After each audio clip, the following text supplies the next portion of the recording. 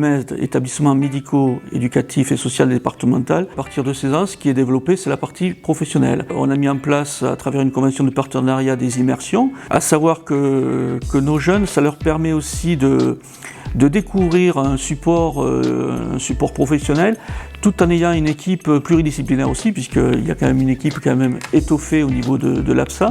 C'est quelque chose aussi qui leur a permis d'arriver à leur fin, c'est-à-dire avoir un diplôme, de prendre confiance en eux et puis après d'aller vers le monde du travail. Ils ont pu travailler avec des adultes, donc aussi ça les fait grandir, ça les fait mûrir, mettre en œuvre une formation avec un accompagnement adapté, de prendre confiance en eux et de développer ces compétences-là. C'est vrai que le partenariat avec le SRP est pour nous très positif. Bonjour, je m'appelle Mohamed Diakité, j'ai 19 ans. Je suis actuellement en formation logistique à l'APSA. J'ai été en alternance entre l'IME et l'APSA pendant 6 mois. En semaine, j'ai suivi les cours à l'IME. Et la deuxième partie de semaine, j'ai été en atelier logistique.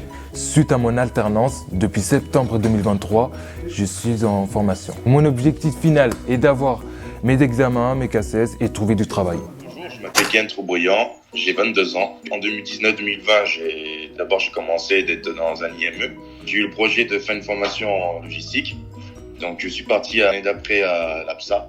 Et par la suite de la réussite du CAP logistique, je suis passé en bac pro logistique où j'ai eu l'obtention du bac avec mention, en alternance d'ailleurs, avec Volkswagen. Suite à l'obtention, je suis embauché en tant que CDI, en tant que magasinier en service pièces de rechange à Volkswagen Bordeaux. Donc pendant ma formation à l'APSA, j'ai eu des aides de formation avec Madame Bourdet. Du coup, ça m'a permis d'avoir des aides dans l'apprentissage. Donc pour travailler certaines lacunes en mathématiques par exemple. Donc ça a permis de faire des progrès pendant ma formation.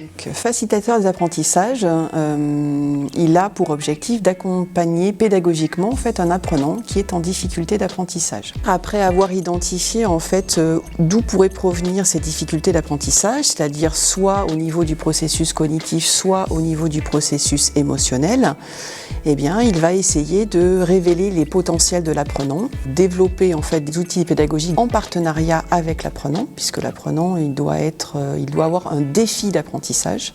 Il va aussi aller lever les freins intérieurs, donc toutes ces émotions négatives qui l'empêchent d'apprendre, souvent par rapport à un vécu antérieur. Il va aussi essayer de mettre en place des stratégies d'apprentissage de 2 ordres. La première, c'est la métacognition. La seconde, c'est un travail autour de la mémoire à long terme. Ce travail collectif entre l'apprenant, le facilitateur d'apprentissage, en fait, il est aussi pluridisciplinaire. Des fois, les freins ne peuvent pas être levés.